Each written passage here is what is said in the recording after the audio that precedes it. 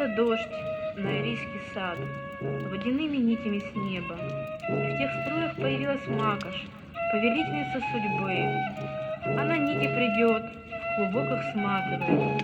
Непростые нити, волшебные.